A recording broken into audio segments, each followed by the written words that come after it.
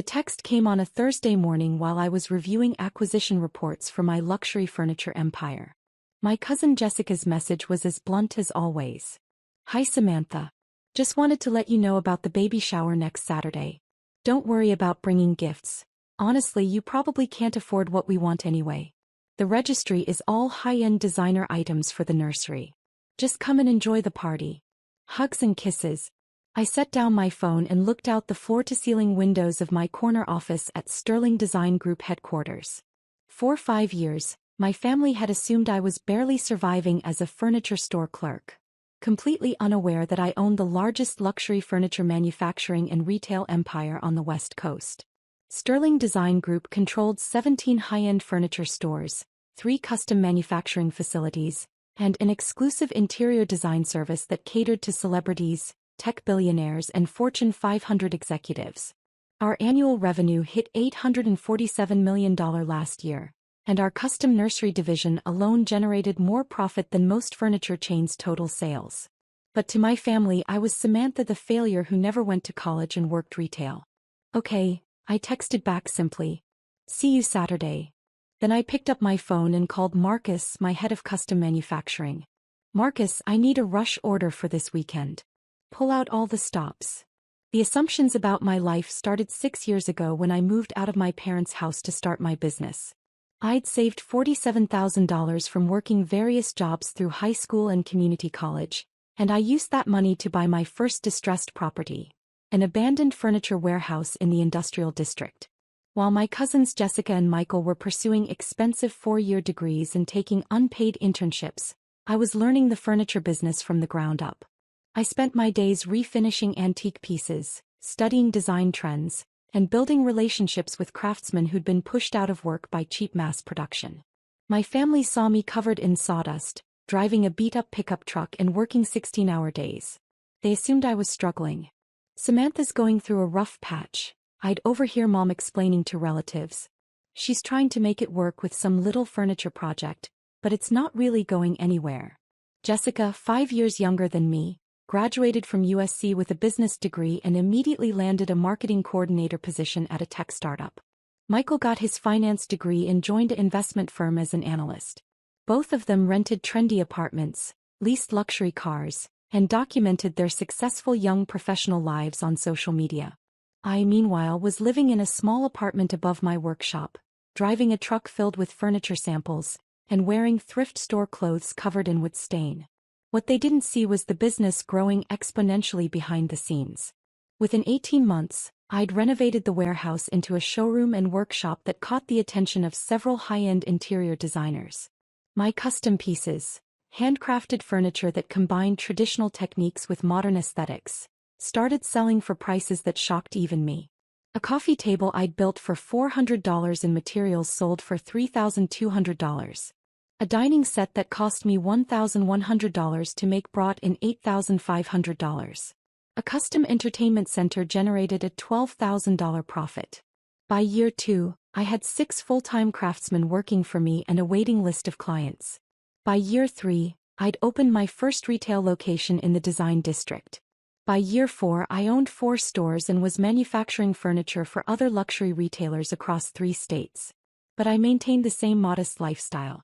Same small apartment, same work truck, same simple clothes. My family's assumptions about my struggles became a convenient cover for building an empire they couldn't imagine. The real irony was that Jessica and Michael, despite their impressive degrees and professional jobs, were constantly stressed about money. Jessica lived paycheck to paycheck in her expensive apartment, making minimum payments on $67,000 in student loans. Michael drove a leased BMW he couldn't actually afford and regularly borrowed money from his parents to cover his credit card bills. Yet they pitted me for my failure to launch. Jessica's pregnancy announcement 6 months ago had triggered the family's protective instincts. She and her husband David, a software engineer, were struggling to afford the perfect nursery she'd envisioned for their first child. "Everything for babies is so expensive," she complained during Sunday dinner at our aunt's house. "A decent crib costs $800 minimum. The good car seats are $400. Don't even get me started on the rocking chairs and changing tables. You have to invest in quality for children," Aunt Patricia advised. Safety and durability are worth the extra cost. I know, but David and I are already stretched thin with the mortgage and my student loans. I want our baby to have beautiful things, but everything I like is way out of our budget. That's when the family looked at me with that familiar mixture of sympathy and condescension. Maybe Samantha could help you find some nice pieces, Mom suggested gently. She knows about furniture and I'm sure she could point you toward some affordable options. Jessica smiled politely but dismissively. Thanks, but we're really looking for high-end designer pieces. Like the nursery sets from Sterling Design Group. They're absolutely gorgeous but completely out of our league. Their basic nursery package starts at $15,000. I nearly choked on my wine. Sterling Design Group was my company. The basic nursery package she was referring to was our entry-level offering, which included a handcrafted crib, changing table, rocking chair, and dresser made from sustainable hardwoods with custom finishes. That does sound expensive, I agreed carefully. Expensive? It's insane, Jessica continued. But their stuff is like furniture art. Celebrities buy from them. Tech CEOs in Silicon Valley have their whole houses done by Sterling. I saw an article about how they designed a $200,000 nursery for some billionaire's baby. She pulled out her phone and showed the family photos from our website. Look at this craftsmanship. Every piece is made by hand by master craftsmen. They use woods that are sustainably sourced from specific forests. The hardware is custom cast bronze. Even their paint is some special non-toxic formula that costs more than regular furniture stores charge for entire bedroom sets. The family gathered around Jessica's phone, admiring photos of furniture I'd personally designed and supervised the creation of. It's beautiful, Mom agreed, but probably not practical for your budget. Definitely not, Jessica sighed. David and I will be lucky to afford anything half this nice. We'll probably end up at one of those big box stores buying particle board furniture that falls apart in 2 years. I listened to this conversation with growing amazement. My cousin was literally showing my family my own work while lamenting that people like us could never afford such luxury. Maybe you could save up and buy one piece at a time, I suggested. Start with the most important item and add to the nursery gradually. Jessica laughed. Samantha, these pieces cost more than some people make in a month. The rocking chair alone is $4,200. That's rent money for most people. What she didn't know was that the $4,200 rocking chair she was admiring had a material cost of $380 and took one of our master craftsmen about 12 hours to complete. The markup reflected not just the quality of craftsmanship, but the exclusivity of owning something made by artisans who typically only worked for clients worth hundreds of millions of dollars. As Jessica's due date approached, the family rallied around helping her create the perfect nursery within her limited budget. Mom organized shopping trips to discount furniture stores. Aunt Patricia researched budget-friendly decorating ideas. Michael offered to help David assemble whatever furniture they decided to buy. I was notably excluded from these planning sessions. Samantha doesn't really understand the baby furniture market, I overheard Jessica explaining to her mother-in-law. She's sweet, but she's never had kids or been around expensive baby stuff. We need advice from people who know what they're talking about. The baby shower planning revealed even more about how my family perceived my financial situation. We should keep the gift registry reasonable, Jessica told Mom during one of their planning calls. I don't want to put people in awkward positions by asking for things they can't afford. What do you mean? Well, like Samantha. She's probably struggling just to buy a shower gift at all. I don't want her to feel bad about not being able to contribute to the big items. That's when Jessica sent me the text telling me not to bring gifts.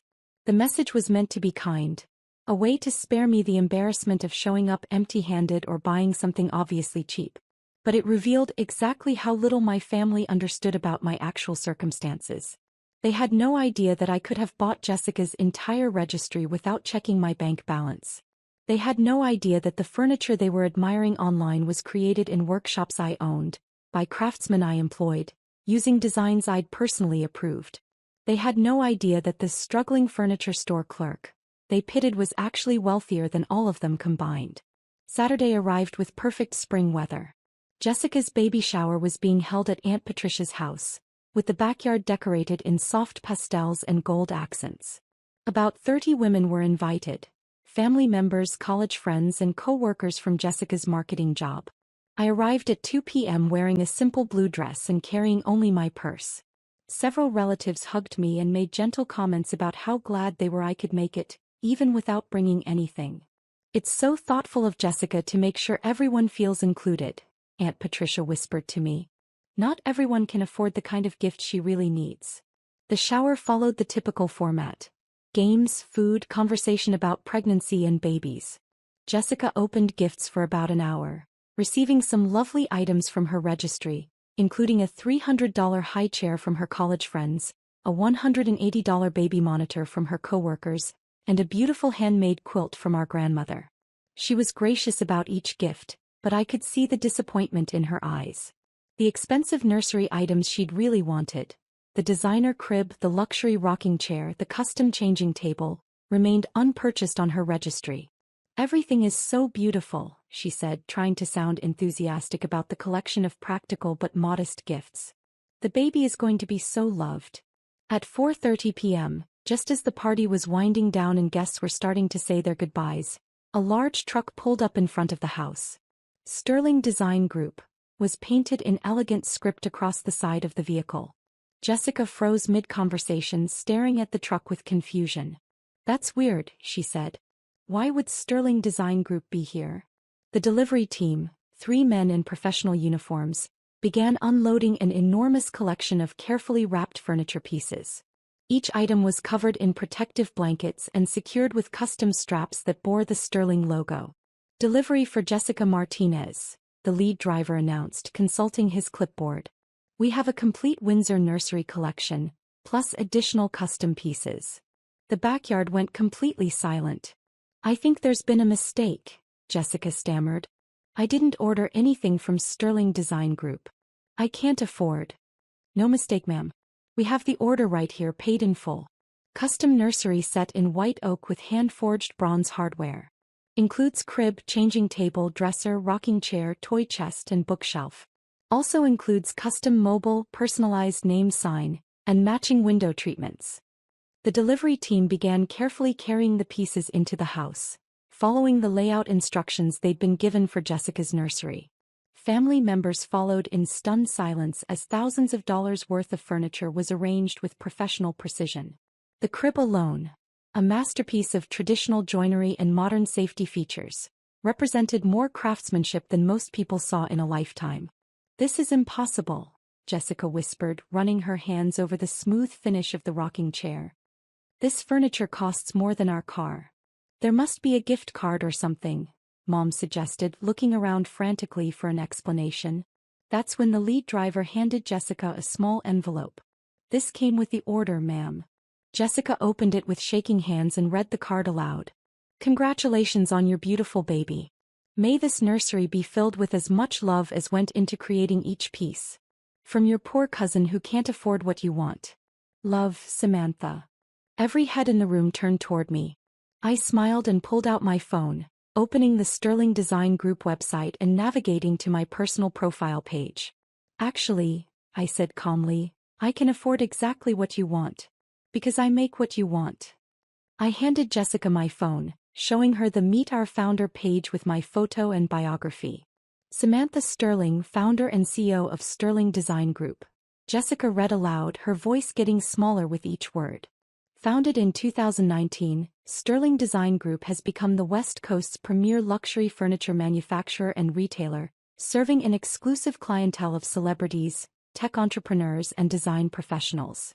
The silence in the room was deafening. "Under Sterling's leadership," Jessica continued reading, "the company has grown from a single workshop to 17 retail locations and 3 manufacturing facilities, with annual revenues exceeding $800 million. Aunt Patricia sank into the nearest chair. Sterling Design Group's custom nursery division has created exclusive furniture collections for some of the world's most discerning parents, with pieces featured in Architectural Digest, Elle Decor, and Luxury Home Design magazine. Jessica looked up from the phone, tears streaming down her face. "Samantha, you own Sterling Design Group?" "I am Sterling Design Group," I confirmed. "I founded the company 6 years ago with $47,000 in savings and a vision for bringing traditional craftsmanship into the modern luxury market." But you work in a furniture store," Mom stammered. I own 17 furniture stores, plus 3 manufacturing facilities where we employ 340 craftsmen, designers, and support staff. The magnitude of their misunderstanding was slowly sinking in. The truck you see me driving around town? I continued. It's for delivery and quality control visits to our retail locations. The little apartment I live in? It's actually a penthouse loft I designed above our flagship showroom. The work clothes covered in sawdust? I still personally oversee the creation of our most exclusive pieces. Jessica was staring at the furniture surrounding her. Furniture that represented months of skilled labor and design expertise. This nursery set, how much did it cost? Retail value is $78,400, I said simply. But it's not about the money, Jessica. It's about the fact that you've spent 5 years assuming I was failing at life while I was actually building something extraordinary. We never meant. Aunt Patricia started. I know you never meant to be cruel, I interrupted. You thought you were being protective, sympathetic. You pitied me for my apparent struggles and tried to shield me from embarrassment. I gestured toward the beautiful nursery furniture. But your pity was based on complete ignorance about my actual life.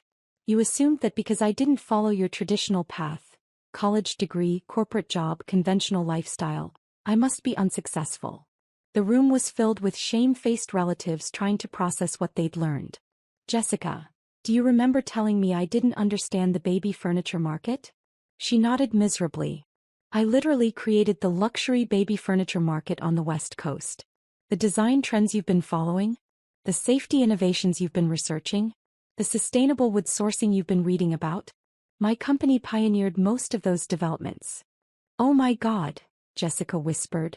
When you showed the family photos from my website and explained why people like us could never afford such luxury, you were talking to the person who designed those pieces, supervised their creation and set their prices. I pulled up another page on my phone. This article you mentioned about the $200,000 nursery for a billionaire's baby?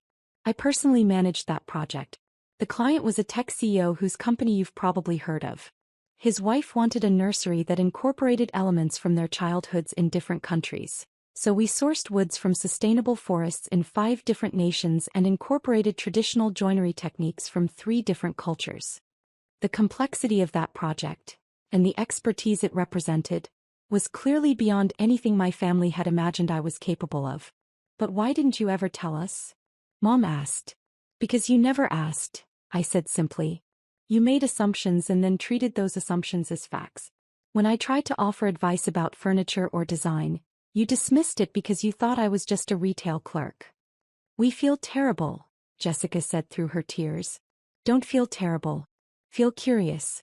For the first time in 5 years, ask me about my actual life instead of assuming you already know what it looks like. The conversation that followed lasted another 2 hours. Family members wanted to understand how I'd built such a successful business while they thought I was struggling. They asked about my design process, my manufacturing techniques, my client relationships. Jessica was particularly interested in learning about the nursery she'd just received. Every piece was handcrafted by our master furniture maker, Carlos Rodriguez, I explained. He's been working with wood for 37 years and specializes in pieces that will last for generations. The white oak came from a sustainable forest in Oregon that we've been working with since our 2nd year in business. The bronze hardware? Cast by hand in our metal shop using techniques that date back to the 1800s. Each handle and hinge is unique, with slight variations that prove it was made by human hands rather than machines. The finish. 7 coats of hand-rubbed tung oil that will protect the wood for decades while maintaining its natural beauty. It's completely non-toxic and actually gets more beautiful with age and use. As I described the craftsmanship that went into her nursery, Jessica's appreciation for the gift deepened. But more importantly, her understanding of who I really was began to change. Samantha, I owe you an enormous apology, she said finally. Not just for the text about not bringing gifts, but for 5 years of treating you like you didn't know what you were talking about. We all owe you an apology, Mom added. We've been so blind. You weren't blind, I corrected. You were making logical assumptions based on limited information. The problem was that you never sought additional information. You never asked deeper questions about my work or my goals. I looked around the room at my family members, seeing them really look at me for the first time in years. I maintained the fiction because it was easier than constantly correcting your assumptions. But also because I wanted to see if your love for me was conditional on my achievements. And now? Jessica asked. Now you know the truth. And we can build relationships based on reality instead of assumptions. The baby shower ended with Jessica giving me the longest hug we'd shared since childhood, surrounded by furniture that represented not just my business success, but my commitment to family despite years of being underestimated. As I drove home in my beat-up truck, actually a custom-modified vehicle I used for transporting valuable antiques and prototype pieces, I reflected on how the day had changed everything. My family finally knew who I really was. But more importantly, I'd learned something about them. When confronted with their mistakes, they didn't make excuses or deflect blame. They apologized sincerely and asked thoughtful questions about my life. That gave me hope that our relationships could evolve beyond the limiting assumptions that had defined them for so long. 3 weeks later, Jessica gave birth to a beautiful daughter named Sophia. When I visited them in the hospital, Jessica pulled me aside. Samantha, I have a confession. I've been researching your company obsessively since the shower. I had no idea how respected you are in the design world. The reviews from your clients, the features in magazines, the awards you've won. I'm not just sorry for underestimating you. I'm proud of you. Thank you, I said simply. Also, she continued with a smile, when Sophia is old enough for a big girl bedroom, would you consider designing something special for her? I promised to pay full price. I laughed and hugged my cousin, looking over at tiny Sophia sleeping peacefully in her hospital bassinet. For Sophia, I think we can work out a family discount. After all, she was going to grow up in a family that finally understood the difference between assumptions and reality. And that, more than any piece of furniture, was the most valuable gift I could give her.